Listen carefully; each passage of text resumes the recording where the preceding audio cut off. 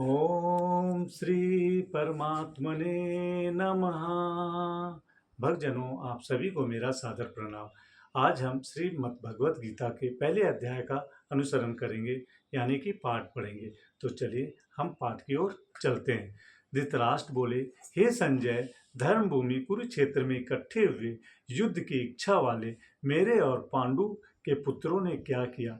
इस पर संजय बोले, उस समय राजा दुर्योधन ने व्यूह रचना युक्त पांडवों की सेना को देखकर और द्रोणाचार्य के पास जाकर ये वचन कहा, हे आचार्य, आपके बुद्धिमान शिष्य द्रुपद पुत्र धृतद्रुम द्वारा व्यूहकार खड़ी की हुई पांडव पुत्रों की इस बड़ी भारी सेना को देखिए। इस सेना में बड़े बड़े धनुषों वाले युद्ध में भीम और अर्जुन के समान बहुत से शूरवीर हैं, जैसे सात्यकी और विराट तथा महारथी राजा द्रुपद और धृष्टकेतु, चेकितान तथा बलवान काशीराज, पूरी जीत, कुंती भोज और मनुष्यों में श्रेष्ठ शैव्य और पराक्रमी युधामन्यु तथा बलवान उत्तमौजा, सुभद्रा पुत्र अभिमन्यु और द्रौपदी के पांचों पुत्र, ये सभी महारथी हैं। ये ब्राह्मण श्रेष्ठ हमारे पक्ष में भी जो जो प्रधान हैं उनको आप समझ लीजिए।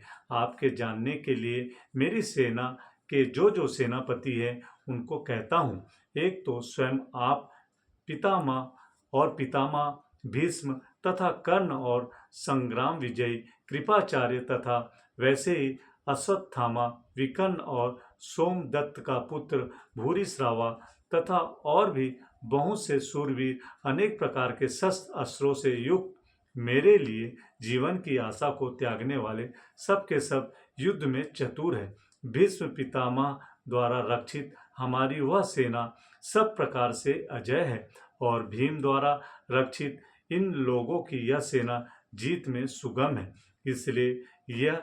इसलिए यह सब मोर्चों पर अपनी अपनी जगह स्थित रहते हुए आप लोग सबके सब ही निसंदेह भीष्म पितामह की ही सब ओर से रक्षा करें।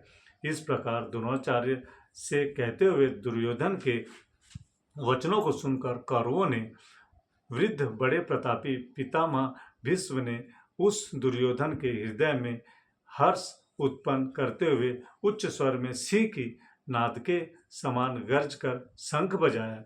उसके उपरांत शंख और नगारे तथा ढोल, मृदंग और नृषि आदि बाजे एक साथ ही बजे। उनका वह शब्द बड़ा भयंकर हुआ। उसके अनंतर सफेद घोड़ों से युक्त उत्तम रथ में बैठे हुए श्री कृष्ण महाराज और अर्जुन ने भी अलौकिक शंख बजाए। इनमें श्री कृष्ण महाराज ने पांचजन्य नामक शंख और अर्जुन ने देवदत्त नामक शंख बजाया।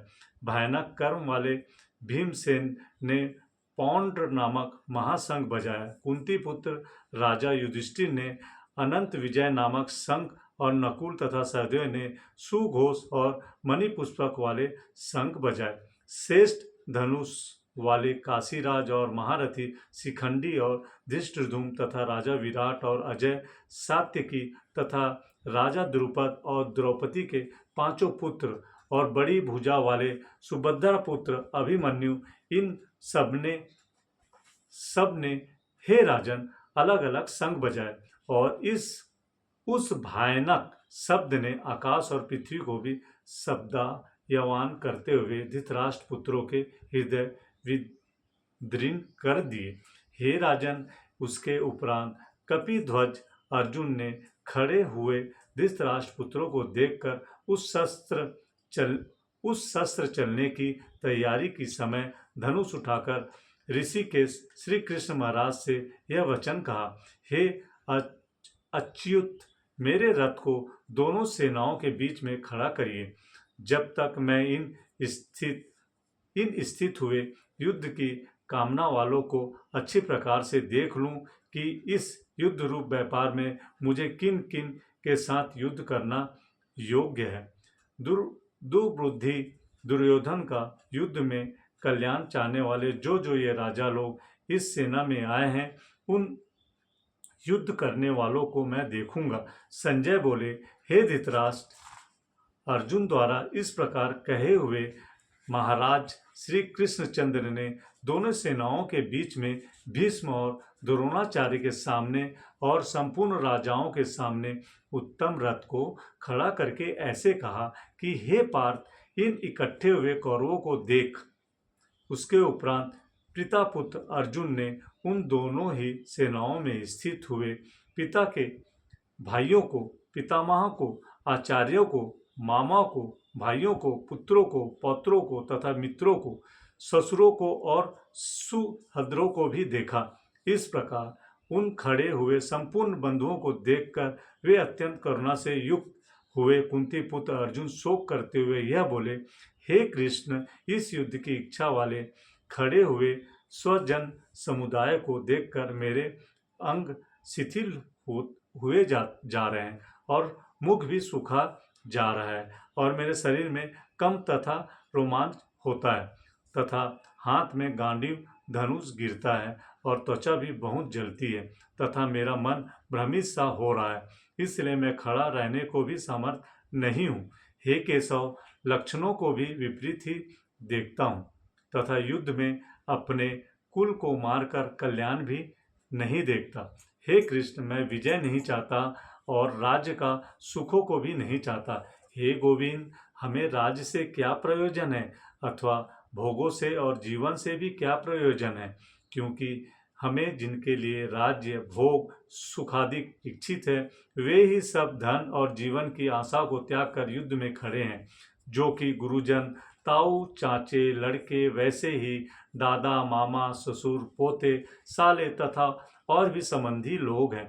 इसलिए हे मधुसूदन, मुझे मारने पर भी अथवा 3 लोक के राज्य के लिए भी मैं इन सबको मारना नहीं चाहता। फिर पृथ्वी के लिए तो कहना ही क्या है। हे जनार्दन, धृतराष्ट्र के पुत्रों को मारकर भी हमें क्या प्रसन्नता होगी।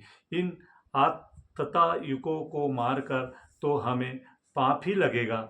इससे हे माधव, अपने बांधत्व धृतराष्ट्र के पुत्रों को मारने के लिए हम योग्य नहीं हैं, क्योंकि अपने कुटुंब को मारकर हम कैसे सुखी होंगे।